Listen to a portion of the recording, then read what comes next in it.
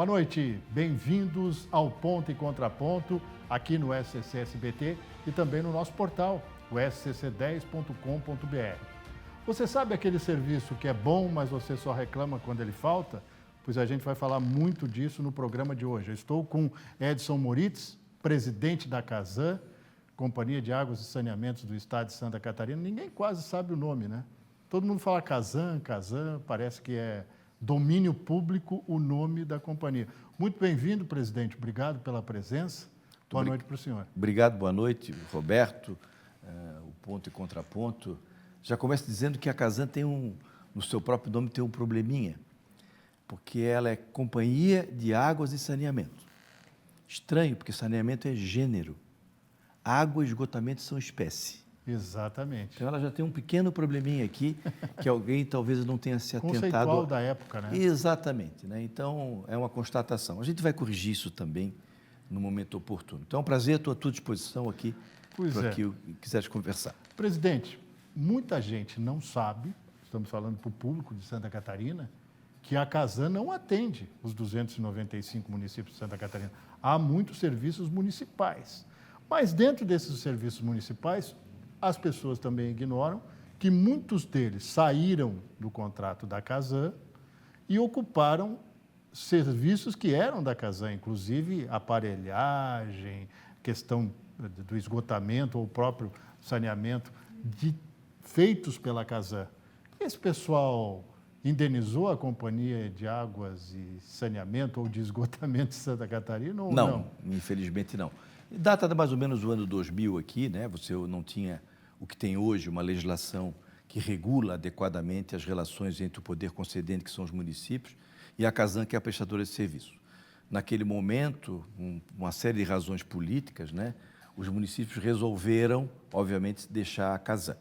Então, os principais municípios, alguns dos principais municípios, como citar Joinville, Blumenau, Balneário Camboriú, Itajaí, Tubarão, mais recentemente Lages, né, Palhoça aqui do lado, tá, resolveram sair da Casan. E naquela época não havia ainda uma regra específica de como é que você iria indenizar o imóvel, os investimentos ou as estruturas que estavam lá. Havia sempre uma discussão se no período de vida e de utilização disso, isso já havia sido indenizável por conta das tarifas. Era uma tese jurídica, econômico-jurídica que tinha. O fato é que esses municípios saíram da Casan e não indenizaram a Casan. A Casan entrou com ação judicial em todas elas, a maioria não passou do primeiro grau, processo decisório primeiro grau. Há um ou dois casos aqui no Tribunal de Justiça de Santa Catarina. Então, o que a gente pode dizer é que eu assim que cheguei na Casan, busquei essa informação, então, ordem de grandeza, valor de face, ou seja, valor histórico, né, na faixa de 580 milhões de reais, que seriam um patrimônio que, em tese, deveriam ser devolvidos à Casan. Se corrigidos, seriam muito mais. Então, é uma questão judicial que, infelizmente, isso aconteceu para a Companhia de Saneamento. Obviamente que ela foi, na linha do tempo, né, ela era quase que um monopólio. Perfeito. Né? Obviamente que, com o passar do tempo, a própria concessão, o direito da concessão foi passado aos municípios. Antigamente não era, né? Era o Estado que impunha. Na hora que os municípios dizem eu sou o poder concedente, certo? E prestador de serviço, eles têm, obviamente, o poder de tomar as decisões. Presidente, a maior reclamação, de longe, dos prefeitos é a falta de investimento da Casan. Quais os projetos que estão em andamento para alterar isso? A gente tem recente situação de Chapecó, que disse que vai romper com a Casan, etc. e tal, e que isso não pode, mas ela tem que pagar uma indenização prévia se fizer isso, né? Bom, a questão dos investimentos, a gente tem colocado o seguinte ponto, né? A Casan hoje atende 194 municípios, dos quais 134 municípios têm menos de 15 mil habitantes. São municípios, vamos dizer, menores. E tem os grandes municípios, Florianópolis, São José, Criciúma, Indaial, Rio do Sul, Chapecó, Concórdia, né? Que são os principais municípios, os principais clientes, os grandes. Né? Vige em Santa Catarina e no Brasil o conceito de subsídio cruzado. Ou seja, a tarifa paga, certo, paga pelos próprios consumidores de água, na verdade, essa tarifa ela leva em consideração todos. Então, ou seja, os grandes pagam pelos pequenos. essa é a lógica natural, é o modelo que está aí, discutível. Seria uma relação solidária. Isso, certo? Nesse sentido, por quê? Por se tratar do tipo, né, de produto que se entrega. Eu chamo de produto, né? Água e esgoto é um produto, na verdade, né? Um serviço que se presta a esses municípios. Naturalmente que, então, com base nisso, há os contratos de programa. Os contratos de programa celebram as obrigações. Boa parte das obrigações está estipulado lá. E hoje tem uma meta estabelecida pelo Marco Legal do Saneamento, dizendo que as companhias responsáveis por saneamento, água e esgotamento, água 99% até 2033, esgotamento 90%. Então, isso tem que acontecer em todos os municípios. Então, cada um dos nossos contratos de programa tem planos disso. São planos estabelecidos pela Casan, em conjunto com os municípios. Muitos deles precisam, inclusive, de uma lei municipal para regular, que é o Plano Municipal de Saneamento. Tem municípios que não têm ainda também. Então, é uma situação complexa. Que é o marco regulatório. Que é o marco regulatório, né, municipal. Então, de fato, né, a Casan tem, no longo da sua história, encargos maiores do que a sua capacidade de investimento. Isso é notório, né, entre o que é necessário fazer e os recursos advenientes. Dito isso, é importante frisar que no governo Jorginho Melo, que começou em 2023, né, advindo de governos anteriores, em todas as áreas, né, a Casan foi uma delas em que a situação em que se encontrava a Casan do ponto de vista econômico-financeiro era precário. Certo? E aqui é uma constatação, né, que se diga, ou seja, você tinha um problema de ela, como modelo de negócio, um problema de estrutura de capital, né, em que ela tinha encargos de mais, recursos de menos. E uma dívida muito alta, contraída, notadamente com recursos externos, os de longo prazo, que são os mais úteis, exatamente como da JAICA, da FD, né, e os de curto prazo, que são os mais caros, que a gestão precisou se utilizar para pagar os seus compromissos. Isso gera, obviamente, um passivo muito grande na parte dos empréstimos.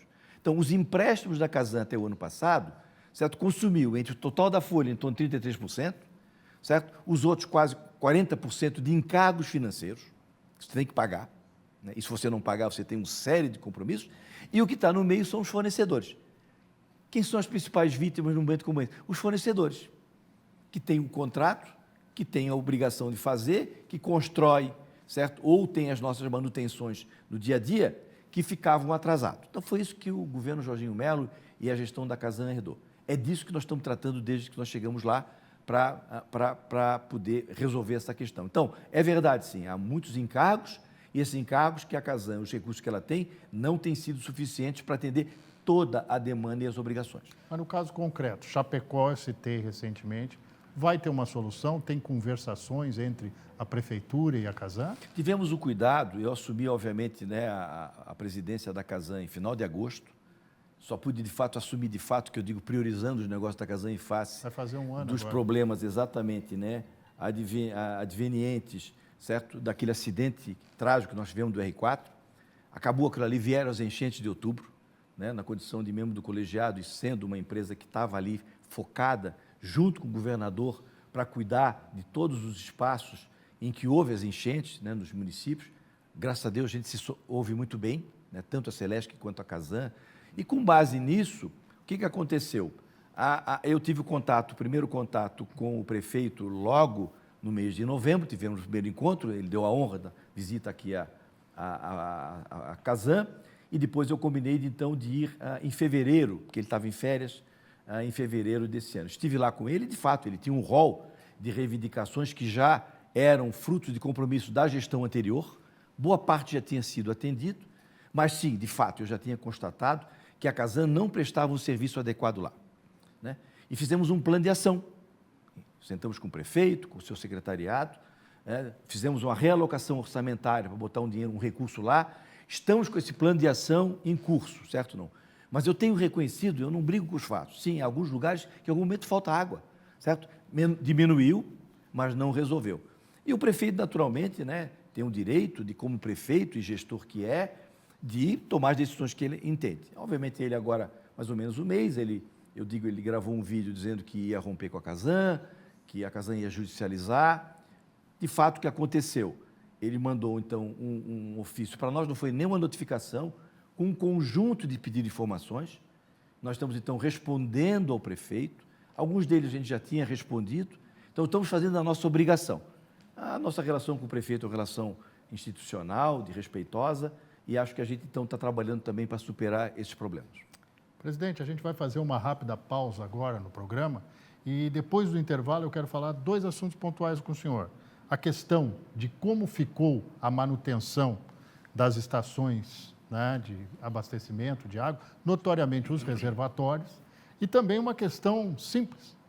Por que que o catarinense resiste a ligar a rede, ou a casa dele, o apartamento, o edifício, na rede de esgotamento? A gente volta já daqui a pouco, aqui no Ponto e Contraponto. Até já. Obrigado.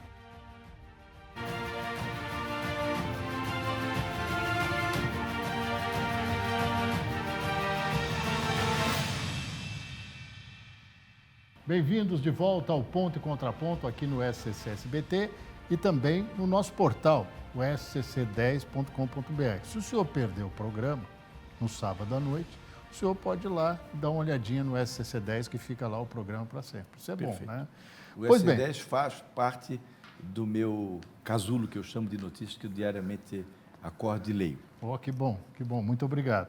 Bom, gente, a gente está falando com o presidente da Casan, Edson Moritz, e tem uma questão que tem chamado a atenção das pessoas desde aquele episódio, que vai completar 1 ano agora, infelizmente, do rompimento daquele reservatório no bairro Monte Cristo, em Florianópolis. De lá para cá, presidente, o que mudou na hora da Casan falar de manutenção dos outros, né, reservatórios? Mudou muito, na verdade, né? Aquele foi um exemplo que ninguém queria, obviamente, ter como experiência, certo? Mas a gente tem que conviver com aquilo que se oferece e, como gestor, na condição da confiança que o governador depositou em mim, o governador Jorginho depositou em mim como presidente da Casan. Fui pego de surpresa, como eu digo, de madrugada, né? Eu fui o primeiro a chegar e certamente fui o último a sair de toda essa operação. No dia seguinte, certo? Eu já nomeei uma comissão de 3 engenheiros, certo? E eles já na hora mandaram fazer uma verificação dos 1.080, certo? Mobilizando todas as nossas superintendências, fazer uma revisão de bate-pronto nos 1.080. Domingo de noite, isso foi numa terça-feira, domingo de noite eu já recebi o primeiro relatório, certo? Com todas as fotos, o que precisava fazer. A gente tinha encontrado 2, um em Rio do Sul, que já estava parado, baixo, não havia nenhum problema porque ele era no chão, era uma inclinação, já estava imobilizado, só foi a constatação. E um outro que era um alto que tinha, que era perto de um colégio, que a gente ficou preocupado de que ele podia ter uma perturbação. Uhum. Naquele momento, nós já tomamos a decisão no domingo. E de lá para cá, seja por trabalho nosso, em cooperação com o Tribunal de Contas, com as recomendações do Ministério Público, com o próprio trabalho feito pelo deputado Mário Mota, nós estamos passando por uma revisão completa das nossas políticas, seja na parte de projeto, né? Nós criamos uma área nova agora, chamada de gestão de portfólio e projeto. O projeto vai ficar independente de quem constrói, estava junto, certo? Nós estamos discutindo fortemente, capacitando os nossos fiscais de obra, que é fundamental, que a gente viu uma falha nesse processo. Então, nós temos um conjunto de ações, e isso é permanente agora, é um alerta. Qualquer coisa que tem, a gente fez isso. O caso que aconteceu agora recentemente, né? Tudo aquilo que estava envolvido com aquela construtora que teve aquele problema, nós fechamos, né? Teve um agora no Irineu Comelli, também já com recomendação do próprio Ministério Público, com fiscalização. Recebemos ontem, informamos ontem o Ministério Público de que ele tinha passado por uma perícia. A perícia constatou que ele não tinha nenhum problema, mas ele continua desativado, até que a gente tenha as seguranças recomendadas, que é uma super segurança nesse sentido, como fizemos, obviamente, né, com todos os processos que envolviam essa questão. Então, mas agora é contínuo nesse sentido. Importante dizer, a Casan tem 53 anos, mas ela herdou, inclusive, coisas que têm 102 anos. Perfeito. Aqui no morro aqui no Serrat, aqui, aquela estação que tem uma belezinha, ela tem 102 anos. Então, nós temos tubulações que têm 102 anos. Então, é uma empresa que é antiga, que tem coisas novas e que tem coisas antigas. Então, essa é a nossa realidade. Presidente, a Casan tem um problema sério com a FUCAS, né? Que era o braço social, digamos assim, da estatal. Recentemente, o Tribunal de Contas do Estado considerou irregulares a aceitação, a manutenção e a aquisição de cotas de fundos de investimento para, supostamente, pagar uma dívida que a Fulcas tem com a Casan. Algo que hoje estaria em 20 milhões de reais, segundo o próprio Tribunal de Contas do Estado. Como é que vai ser equacionado isso aí? Essa é uma questão que, assim que eu assumi, né, e era uma ação, uma questão, vamos dizer, diferente do nosso cotidiano, de tantas que eu enfrentei, certo? E aí, com a própria recomendação da Procuradoria, né, eu tenho a obrigação de agir. Né? Então, eu já conhecia o processo, eu li toda a documentação existente, tive o cuidado de ler a documentação que tinha dentro da empresa, conversei com todas as pessoas envolvidas, fiz o histórico disso, registrei, né? Li, inclusive, o parecer técnico do Conselho do Tribunal de Contas para eu me inteirar do que se tratava. A questão, obviamente, da decisão do Tribunal de Contas diz respeito, né, a ex-diretores da empresa, certo? E que somariam de cada uma multa de 14 milhões, né, historicamente corrigidas. Né?